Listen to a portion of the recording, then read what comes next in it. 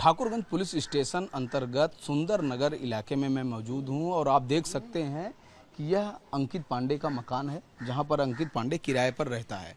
और अंकित पांडे ने मुख्यमंत्री योगी आदित्यनाथ को 2 पेज का एक पत्र लिखा है, जिस पत्र में उसने कहा है कि उसकी पत्नी को एक मुस्लिम शख्स लेकर के बहला फुसला करके धर्मांतरण करा दिया है। यहाँ तक कि जो 11 साल का उसका जो बेटा है उसका खतना भी करा दिया गया है।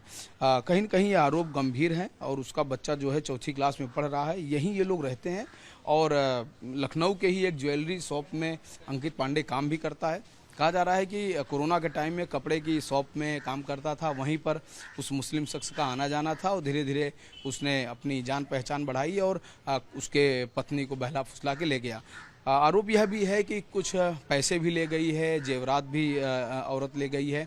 और जब पुलिस स्टेशन में उसने तहरीर दिया, उसके बाद पुलिस ने अभी तक कोई कार्रवाई नहीं की है। यहाँ तक कि उस शख्स से पूछताछ भी नहीं की है, पीड़ित का ऐसा कहना है। लेकिन सूचना मिली है कि कल यहाँ पर पुलिस आई थी, यहाँ पर जांच पड़ताल करके गई है और साथ ही उसके अंकित पांडे की औरत को शायद मायके भेज दिया गया। लखनऊ से बाहर बाराबंकी साइड में उसका मायके है, जहाँ पर उसको भेज दिया गया है।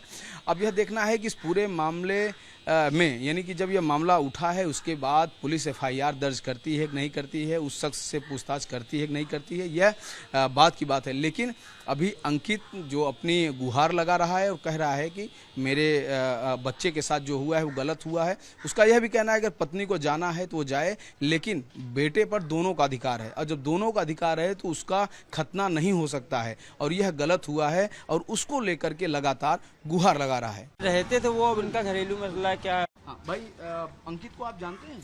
जानते हैं, वो सामने रहते हैं हम लोग को बिल्कुल। कब से रह रहे हैं यहाँ पे? यहाँ तो रह रहे करीब जो है हो गए हैं उनको नहीं करके तो 5-6 साल हो गए, ज्यादा ही हो गए। अच्छा, तो पति पत्नी का कभी लड़ाई झगड़ा आपने सुना देखा कि इस तरह? नहीं, लड़ाई झगड़ा ऐसा नहीं हुआ, खैर कोई कभी नहीं हुआ ऐसा। बस ऐसे ही जो है जो घर में होते हैं झगड़े, वैसे सब झगड़े हुए। देखिए एक और दादी भी कुछ बोल रही हैं, इनसे भी थोड़ा जानूंगा। ये लोग कैसे रहते थे? लड़ाई झगड़ा आपस में होती थी? रहते थे, लड़ाई नहीं देखी हम लोग। लड़ाई वगैरह नहीं, आराम से रहती थी। लेकिन अंकित ने तो आरोप गंभीर लगाया कि उसके पत्नी का धर्मांतरण करा के लेके चले गए बेटे। घर में रहते थे, हम लोग को नहीं पता, घर में रहते थे। मतलब आप लोग जानकारी नहीं है और इतनी बड़ी बात हो गई जहाँ जानकारी नहीं। कूलर चल रहा था जिस दिन वो हुआ था, तो हम लोग बाद में उठे, पुलिस उन लोग को दोनों भाइयों को लिए जाए थी। जब देखा हम लोग सो रहे थे, पुलिस आई थी इधर। हाँ, हम लोग को और नहीं पता है। जी, कुछ और लोग हैं, इनसे भी जानता हूँ। आप भाई साहब अंकित को जानते हैं? उधर जानते हैं, नाम सुना है अंकित का? कभी लड़ाई झगड़े के बारे में सुना है इस तरह के कि आपस में हो रहा है? नहीं। अच्छा, तो ये भी देखिए। तो देखिए यहाँ के जो लोग हैं, एक और शख्स हैं, उनसे भी जानेंगे। आप अपना दूरी क्यों बना रहे हैं भाई? हाँ, आप यहाँ होके। अंकित का नाम सुना है कि नहीं? जी, अंकित का नाम सुना, यहीं रहते थे, 5-6 साल से रह रहे, सीधे थे, मतलब सुबह जाते थे, शाम को काम पर से आते थे। लड़ाई झगड़ा टाइप उस तरह का नहीं था कि दारू वगैरह पी के ड्रिंक कर नौटंकी करना? नहीं, दारू इस तरह का व्यवहार नहीं था। नहीं, सीधे थे, वो सुबह जाते थे काम पे, मान ली शाम को आए। अब उनको मोहल्ले में तो पता नहीं क्या हो रहा है, बस यही था। अंकित जो कह रहे हैं उनके बच्चे का खतना हुए, सब तुम लोग बात सुने हो कि नहीं? ये बाद में पता चला हम लोगों को, बाद में पता चला जब लड़ाई दंगा हो गया उसके दूसरे दिन। जी, मतलब इस तरह की बात जो कह रहा है वो सही है? सही है।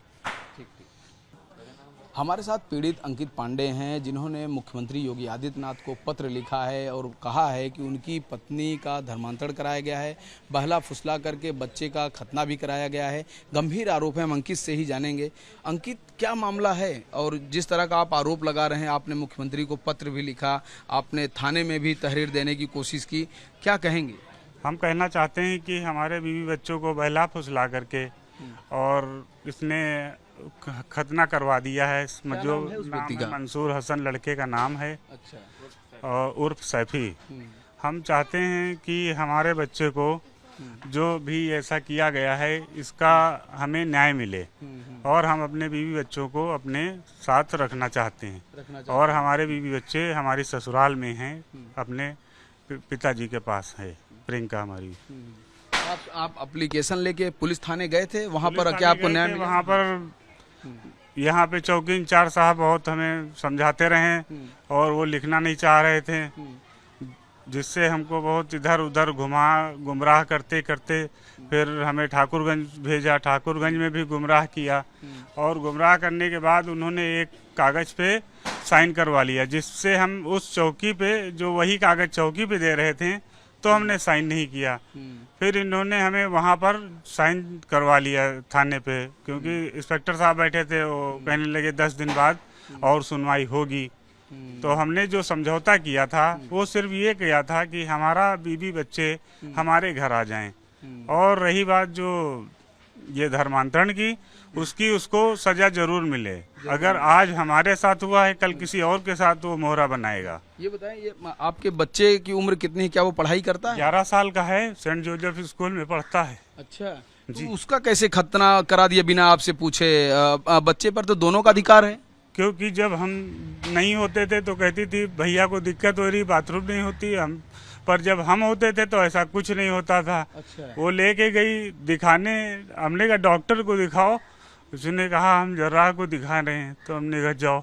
फिर हम दुकान पे थे, ये ले करके चली गई। जब हमें कहने लगे ऐसा है, उसको हमने हटा दिया, खाल फंस रही थी बाथरूम करने में, हमने हटवा ही दी है। फिर हम गुस्साने लग गए, तो हमने कहा खाल क्या? कहीं नहीं, बिल्कुल जरा सी हटी। हमने कोई बात नहीं है, चलो। फिर हम लोगों ने इतना ध्यान नहीं दिया। पट्टी हम थोड़ा पट्टी देख नहीं पाते, हमें चक्कर कराने लग जाते हैं, तो हमने देखा नहीं। फिर अभी जब बच्चा हुआ हमारे, तब हम नहलाना धुलाना उसका काम जो था प्रियंका कर नहीं पा रही थी, तो हमने किया। जब हमने किया तब देखा कि उसका खतना हो गया।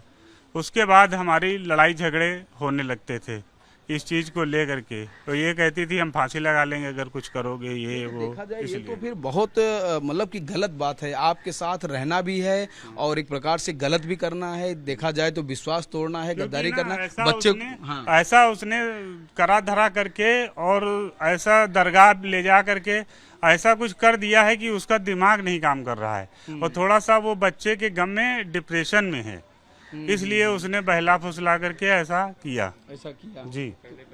ये बताएं तो FIR अभी दर्ज हुई कि नहीं इस पूरे मामले में? अभी तक कोई सुनवाई नहीं हुई है, भागते दौड़ते बस फिर रहे हैं। वो जो शख्स है उससे पूछताछ हुई है पुलिस की?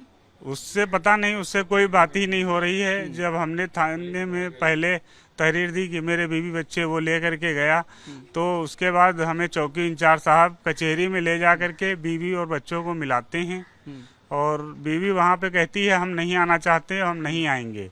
ये बयान वहाँ पे चौकी इंचार्ज साहब नोट करवाते हैं। अच्छा। हाँ, नोट कराने के बाद हमको 1 सेकंड के लिए देखने के लिए भेजते हैं, क्योंकि हमको पहले ही रोक लिया था चौकी इंचार्ज ने कि आप वहाँ न जाइए डायरेक्ट। हम बाद में आधे घंटे बाद हम वहाँ गए तो हमको एक झलक बस दिखाई थी। यानी कि उस व्यक्ति को सजा न दे के, उसके ऊपर कड़ाई न करके, ये कहने की कोशिश की जा रही थी कि वो अब खुशी से गई हैं, उसके साथ खुशी से गई हैं, उसको कुछ नहीं कर सकते हम। वो ऐसा कानून आया है कि कोई भी औरत कहीं भी रह सकती है, वो अपनी इच्छा से। ऐसा बता रहे हैं? हाँ। वो लड़का कैसे आप लोगों को मिला था? लड़का वो कपड़े का दुकान थी, तब वो आता था, फिर उसके बाद फिर नहीं आ रहा था। अभी इधर 1.5-2 सालों से फिर गाड़ी ले आया था ये। तो जैसे कहीं हमको जाना होता था तो हम उसके साथ चले जाते थे, किराए की टैक्स मतलब गाड़ी से। कहीं घूमना टहलना हो तो उसके साथ चले जाते थे। कहीं ये जो पूरा काम हुआ है वो आपके चोरी हुआ है? सब कुछ सारा चोरी हुआ। ये मोहल्ले वाले भी गवाही दे सकते हैं। हमारे जाने के बाद वो यहाँ आता था, यहाँ पे आता था जब आप ड्यूटी पे जाते थे? हाँ जी। तो आप मुख्यमंत्री योगी आदित्यनाथ से क्या गुहार करेंगे, क्या प्रशासन से क्या कहेंगे? हम यही प्रशासन से चाहते हैं कि हमें जो इसने खतना कराया है, इसका सख्त से सख्त कार्रवाई हो जी। आप देख सकते हैं कि एक पिता से बात कर रहे थे, जिसका कहना था कि उसके पत्नी को भी वो व्यक्ति लेकर भागा और धर्मांतरण कराया, बेटे का खतना तक करा दिया गया है, और इनका कहना है कि जिसने भी यह काम किया है उसके ऊपर सख्त से सख्त कार्रवाई हो। वीडियो जर्नलिस्ट अजीत सैनिक साथ राघवेंद्र पांडे, रिपब्लिक भारत, लखनऊ।